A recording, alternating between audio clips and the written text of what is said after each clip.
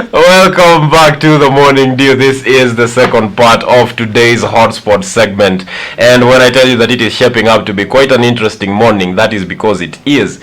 We have already heard about the role that the MCAs have to play in our governance, and if that position is justified, the 2.2 trillion shillings recurrent expenditure that we as a country and we as the taxpayers, in fact, are shouldering. So now let us talk about something else that touches on each one of us, and that is peace during the electioneering period.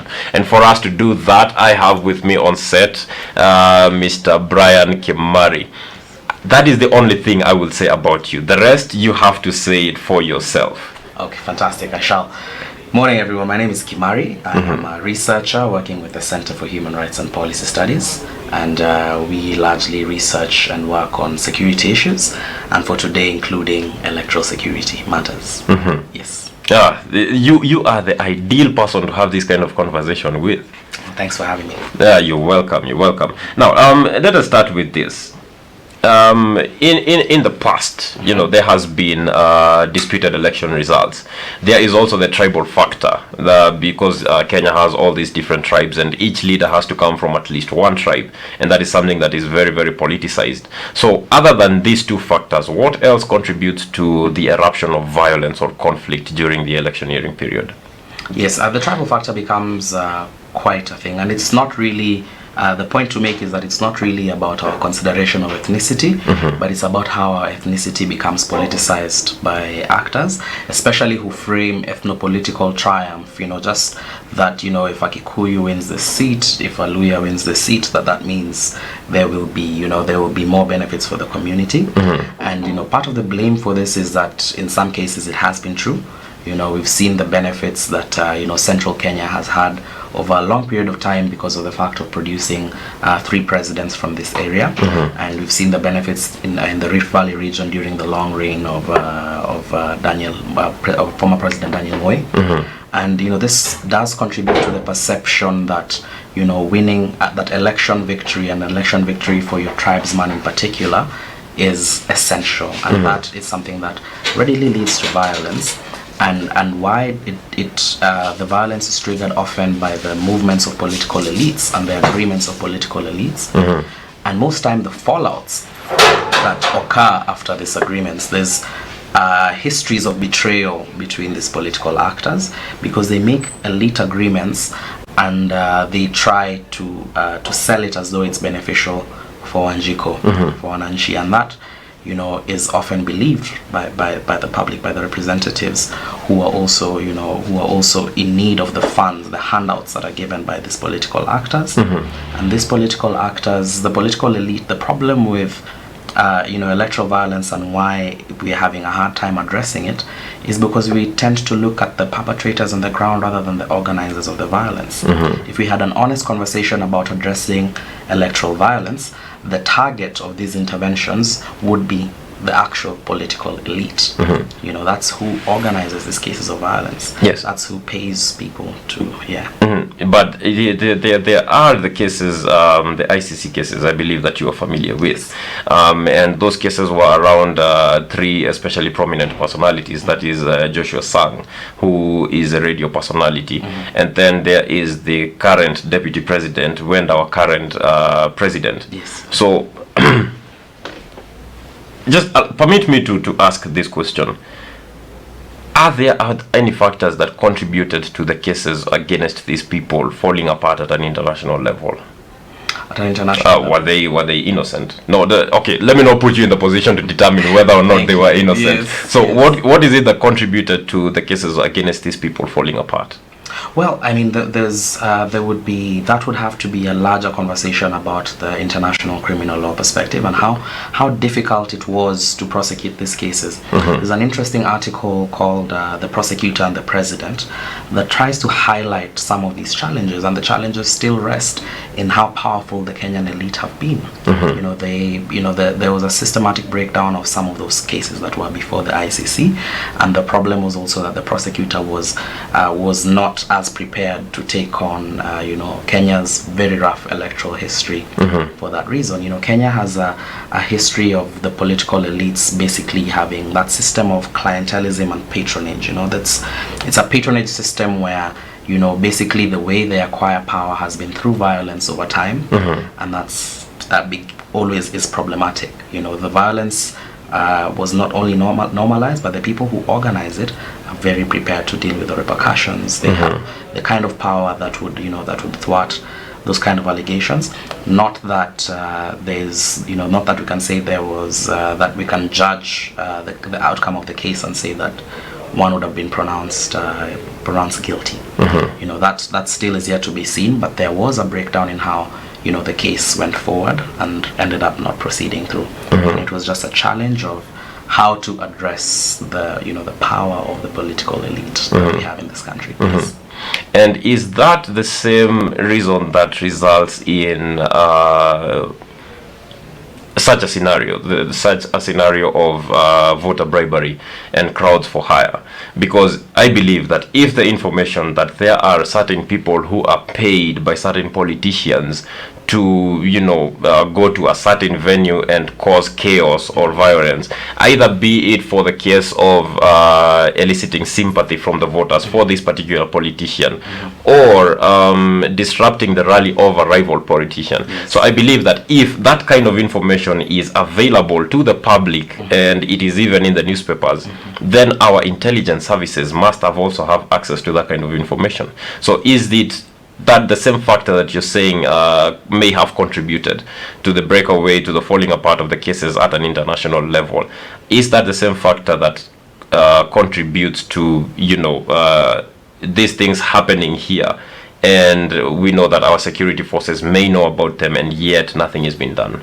Yes, I mean that's been quite a major problem, and that's the perception of bias by our security agencies, and particularly perception of them being biased towards the ruling party and the actors within government, and that becomes it becomes quite a challenge that erodes public trust in in the electoral process, and that erosion of public trust is one of the factors that also results in breakaway of division, breakaway of violence in some of the instances. It leads to also breakouts of violence rather in different instances, and also kind of contributes to the kind of divisions and conflict, because its perceptions of unfairness, perceptions of marginalization are more flared up. We've had in histories of the in fact even the violence by police themselves and security agencies. It's mostly targeted when it's on political issues. It's mostly been in areas that are considered opposition to the president and opposition to the ruling party, the favored candidate in our case, since we won't have an incumbent president. And that becomes quite a significant challenge, because it pits people against each other, and with all these factors intertwined inside of it, including the role of the political elite. And one other factor that's most vital is the deepening levels of socioeconomic inequality. And this is made much worse because of the COVID-19 pandemic. We've seen the level of the economic strife just generally in this country has been to such extreme levels, and this this socioeconomic inequalities leads to people wanting a way out. They're desperate to make earnings, and there's conversations around whether young people are the ones involved in this violence, and fingers are pointed consistently. And on the other side, it's also the thought that this young people are being manipulated into doing this. But as a young person like you and I are, we understand that it's a rational act. It's a rational action for them to engage in political violence because of the level of desperation. The low quality of life at that point, the low standards, unable to earn income opportunities, unable to access opportunities from the government. So some of them will also see the political season as the opportunity to get as much benefit from from these political actors who generally fail them, who fail them upon them being elected. So those start to break down the dynamics of how the violence begins to occur. Well, do you believe that the government at a county and at a national level is doing enough to sustain the peace in this period? No, they're not doing enough to sustain this period. And the reason why is because we are not addressing the interventions to political elite. The government is generally pointing fingers at other people when they're the ones who are doing harm. By the government, I mean the people who are actively serving in electoral positions, who we have noted that they are the reason why the violence occurs. They fund the violence. They send their goons to different people. They ferry goons to different areas. They contribute to these perceptions of unfairness, and also that they trigger additional they are potential triggers for conflict because of the kind of incitement to hatred and violence through their language, as we're seeing. But one of the positives has been that to an extent it has been a little reduced. That's the incidences of hate speech, and this can be attributed in part to the ICC case and the deterrent effect that has had. Yeah, so that becomes quite a big problem. But the problem with to answer your question on whether the government has done enough at the county and national level, is that they haven't. They have tried largely to align their interests, to protect their own interests, and there's been quite a bit of disregard for for the Mwananchi and our concerns, and just our needs that we need catered for by the political class. Yes. Now, you say that the reduction of the use of hate speech by our politicians can largely be attributed to the cases that were at the ICC and the fear of prosecution by an international court. Well, should we then do away with our National Cohesion and Integration Commission, because it seems like this body has been unable to deal with the instances of hate speech and other words by politicians that could trigger violence in our country? Well, I would not be able to speak to that quite so, because it's still the problem with our institutions that have been put in place to govern this is that they also have not had the kind of capacity capacity to rein in this political elite, and that's a problem of political will. There's no political will for them to operate in that way. So and also that our legal mechanism for prosecuting hate speech is not so well defined.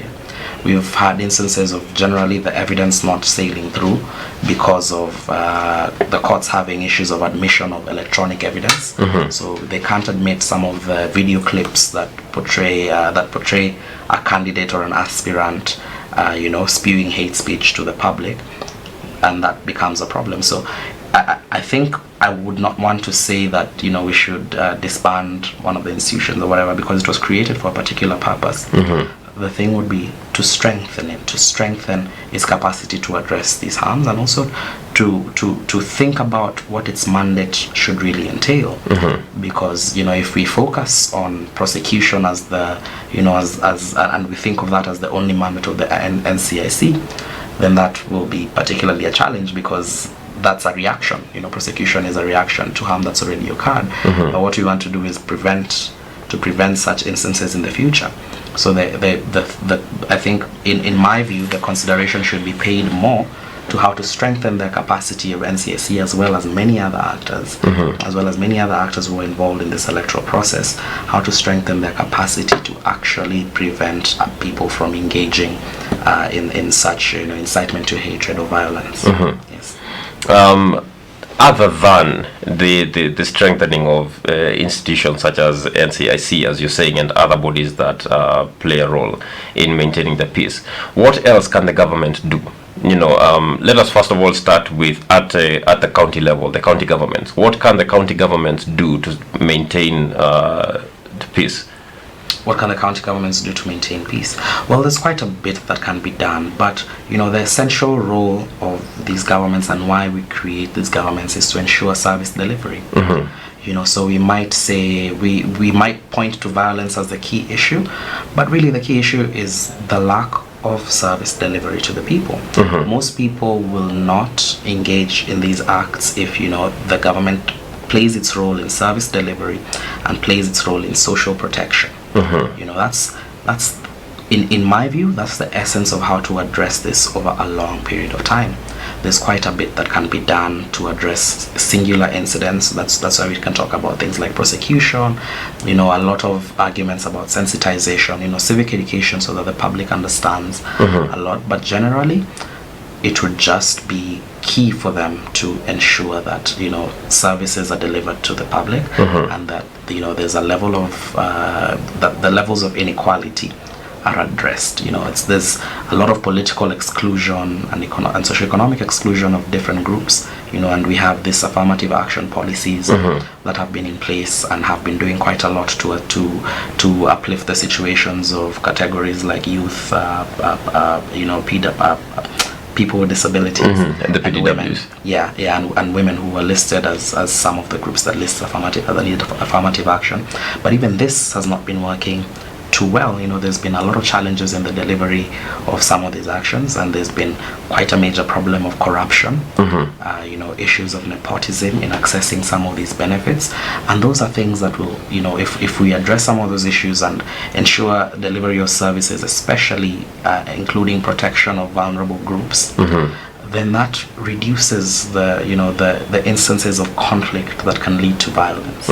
So you are saying, if I do understand you correctly, you are saying that violence is a symptom, not exactly the disease in itself? Not at all. Violence is usually quite a rational, quite rational behavior by the people who engage in it. It's the benefit that they think they'll get from this violent act, and many times it's that violence becomes the only way for them to obtain those benefits. And that's something that the government should be ashamed that violence becomes a measure that these people have to engage in. If you look at what really causes a lot of these instances of conflict and violence, it's that level of inequality. And inequality is not just in access to income, but access to government services, access to basic government services that are essential for the people. That ends up creating a lot of conflict between different actors, conflict that begins at the household level and rises up, and that becomes easily politicized on ethnic terms, especially, and now against political divisions. Like, we're seeing a lot of divisions along political lines between the different factions, and most of that is just because there's this understanding that this is the only way that I can benefit. If we were aware that the government would be able to provide this and this and this, no one would really need to to highlight the political season as the time in which they can benefit the most. Now, we do have to take a short break, Brother Brian. That we will be right back, because I am particularly enjoying this conversation. I feel like I should be taking notes. And I do hope that it is the same thing for you, our viewers back at home. We'll be back with more on this conversation and on this topic after this very brief commercial break. Hotspot segment of the morning dew. Although today I do feel as though we are cooling the temperatures down a bit with with the giving of information. So if you have been wondering why is it that our electioneering periods are very, very volatile, I do believe that question has been answered by Mr. Brian before we went on break. And if you missed it, in case you missed it, the response is that violence is a symptom. What we see as violence, all this eruption of this tension and the infighting between people, regardless of community and tribe and status of family, even origin sometimes, that is all a symptom of the disease that we are facing. And the disease is?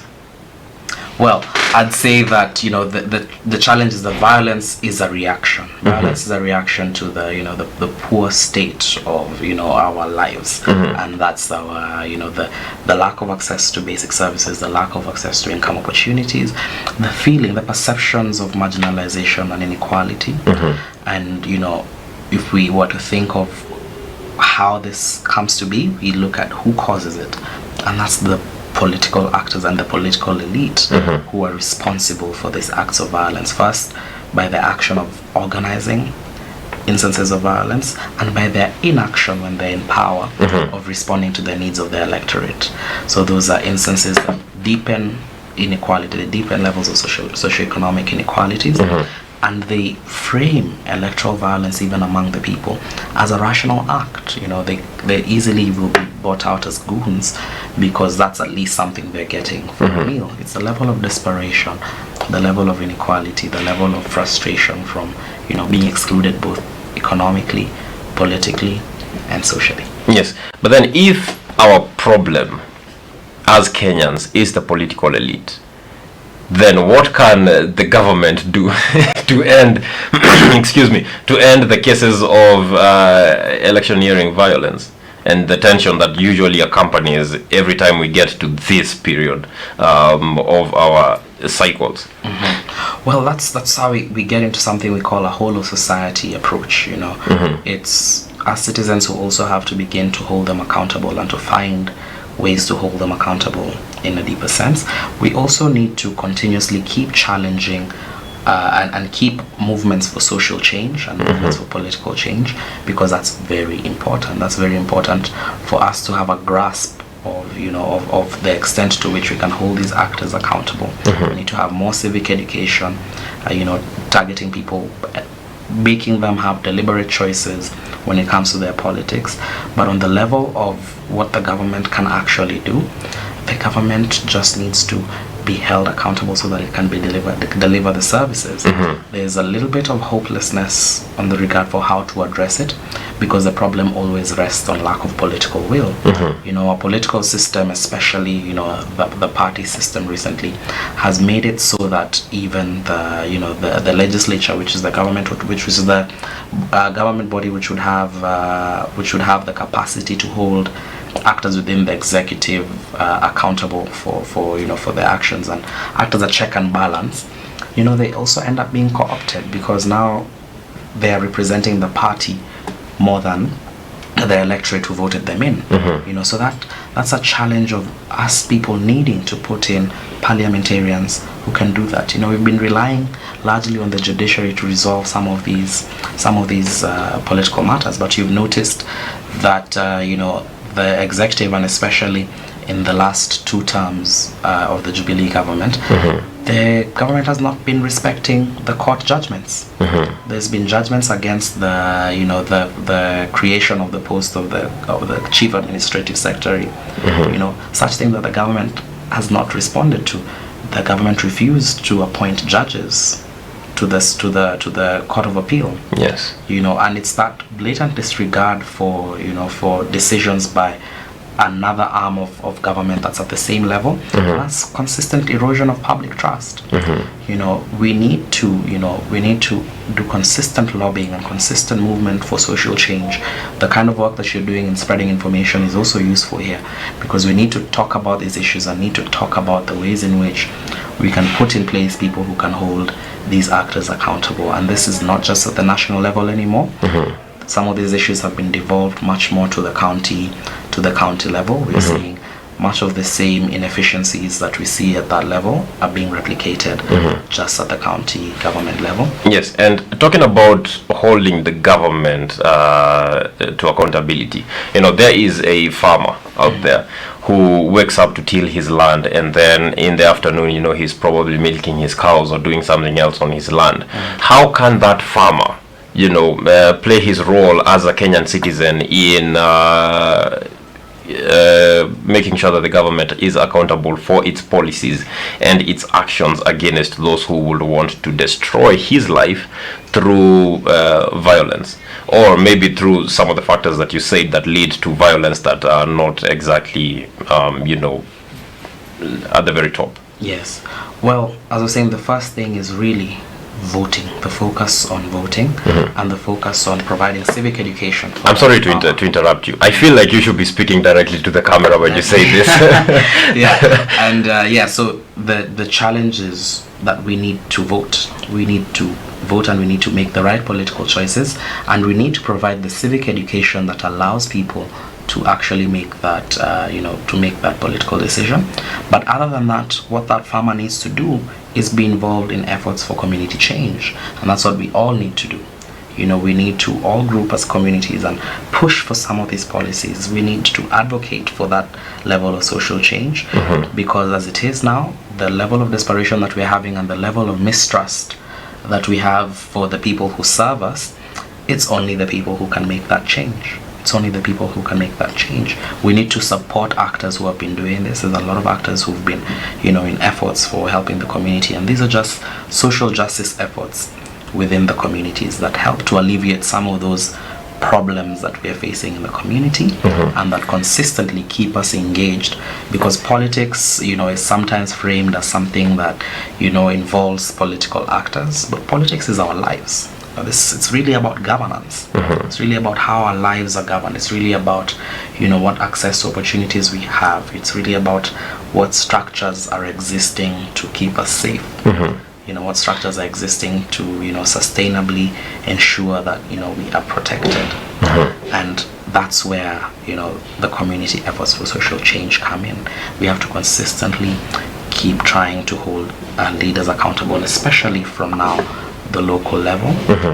And we need to make those political choices. We need to, do enough civic education that levels of political fanaticism also end. People need to have honest conversations about the actual benefits that they've had from the, the ethnic patronage and representation of their own. The Mtuwetu thing has not really been, been helpful for the majority of Kenyans, and we need to now start thinking more about how to educate the people so that the choices they make are more, they're more tied to this kind of services that they intend to get from these actors, and the kind of public record that that these actors who they are voting in have, that demonstrates their capacity to actually address their needs. Yeah, so most of what happens is, there's a lot that we have to take in as Mwananchi, because we've been waiting for serikali tusaidia us for a long time, and it's not been happening. Yes. Now, while we are still putting the blame on Mwananchi and the role that the Mwananchi has to play in the perpetration of these incidents in our country, do you think that there is a problem with the way that we as Kenyan citizens interpret information? Because we have seen, let me give just two instances. There is the time when the COVID restrictions started being put in place, and we saw people go into panic shopping. And the same thing I had, the same thing is what happened with petroleum, with the fuel. Because it's not that there was a shortage, it's that people had something and they reacted with panic.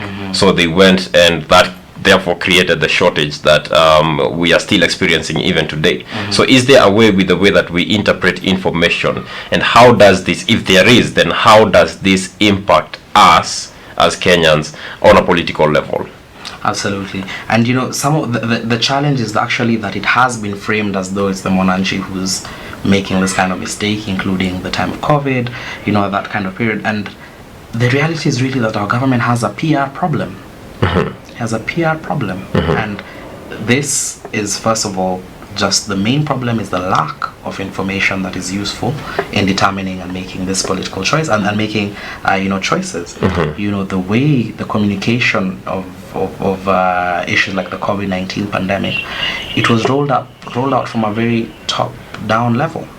It's the government putting all these restrictions, putting a ban without an actual explanation to people of what they should actually do, and without and that's the problem that also became that people don't believe that corona is real, is that erosion of public trust over time, so that it looks like a creation. Many people believe that COVID-19 was really brought on by this government so that they can benefit more while people are home. The people don't have time to challenge. And you see, it didn't help that the government clamped down on protests during that time of COVID-19. If the citizen doesn't have a way to voice the need for social change, that really is denying him a political right. And that's a right that's very important. It touches on some of the rights that are, very tied in. And that's the problem, was that, it's not that those restrictions were not important. They were quite vital in protecting our health. But how are they communicated? How are they communicated to the people? The government has community health workers and volunteers who work within different communities, but they were not strengthened or empowered to educate the public on some of those issues until the issue had really gone on for way too long. And even recently the panic comes in because the information is so poorly put out. You would react the same way, wouldn't you? Yes, react the same way. If you hear that there will not be fuel and you drive, you will want to have fuel. You know that you'll need it. But it's that those kind of issues, they need actual ways to ensure that we have access to information, which is actually a constitutional right. We have the right to access information that pertains to our governance. We have one of the groups that does a good job of this is Katiba Institute, who are colleagues that I've worked with before. And they do access to information requests to different government actors and put this information out. There's also a number of other groups, including social justice centers, that are working in some of the different areas that have been doing this. You need access to that information. But often, even the government departments refuse to divulge information. It's even worse if you work in fields like security, like I do, because generally you will get nothing. You will get no information, and the assumption is that this is helpful. The assumption is that this is helpful, and that this is the preserve of the government. But it's not. The citizens need to be able to understand the way their governance is being done, and they need to have a way to exercise their right to public participation in determining how some of these things happen. So the challenge is not that we react. The challenge is that we are forced to react due to the poor way in which the information around political issues and even social issues tend to be disseminated. Yes, that's why. Let me just get this out there. I love the way you are taking all the blame and putting it on the government. I am human, because that brings out the self-righteous nature in me. Yes. And I believe it's doing the same thing for a lot of Kenyans out there, where we are like, oh, it is not us. There's a concept that it's a very modern terminology, mostly around young people. It's called gaslighting. And gaslighting is generally putting the blame on someone for how they react. So it's I slap you in the face, and then when you react and do something crazy, it's Wakenya ni wabaya. Wakenya ni wabaya. If I slap you in the face, you might react adversely. You understand that? Yes. And that's what I feel like the government has been doing for a long period of time. In response to challenges facing Wanjiko. The argument always turns on the Wanjiko herself, isn't it? It always is. Unajua Kenyans hawasikizangi. Kenyans are indisciplined. We've seen the health CS has done this quite a bit. Yes. And the security CS has done this quite a bit. The education CS has done this quite a bit. And that's the challenge. We try to put blame on the people. These are the people we've put to serve. The people we've put to serve, and the people with this kind of responsibilities. How are Kenyans the ones who are indisciplined? You definitely haven't done your job. You definitely haven't done your job. Many people within government, it's almost like they have a cheat sheet, a book that teaches them how to avoid their responsibility. And one of the main ways to do it is convince the people that it's their fault. It's your fault that you have to be outside at night and get beaten by police. How is it your fault that you get beaten by police for walking in the middle of the night?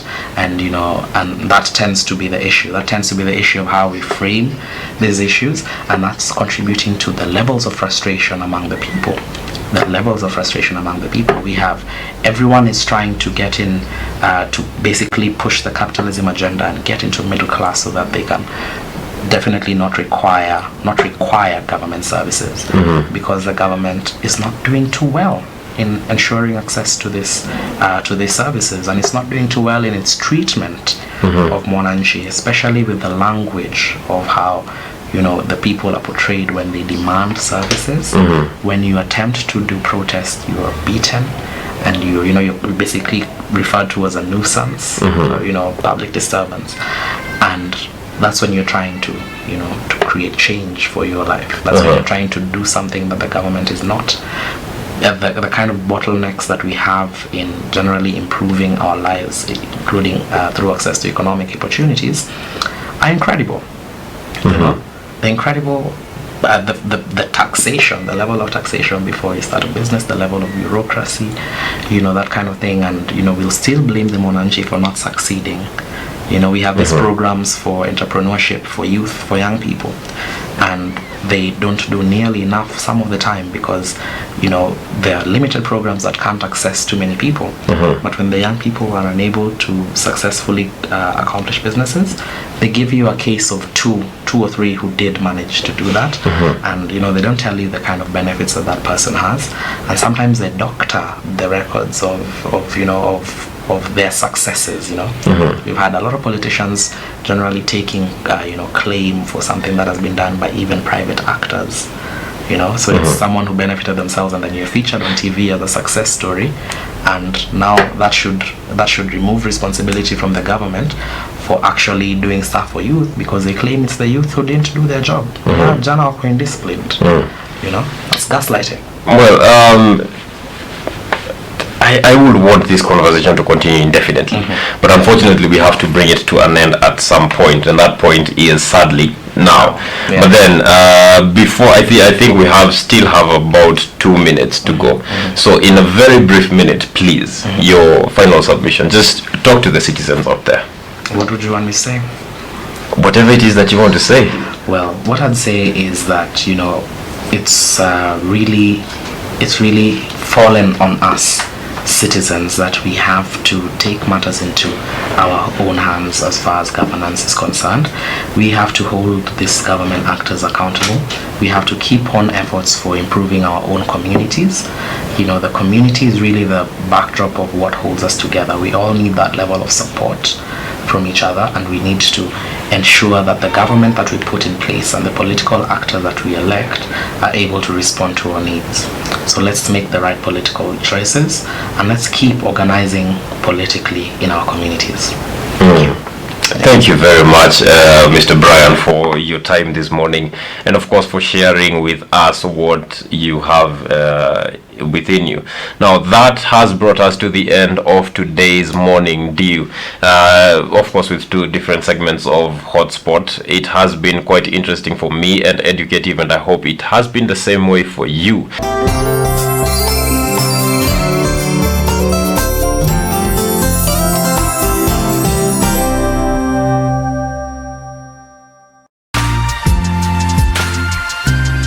You are watching Daesak TV, the Cradle of Goodness.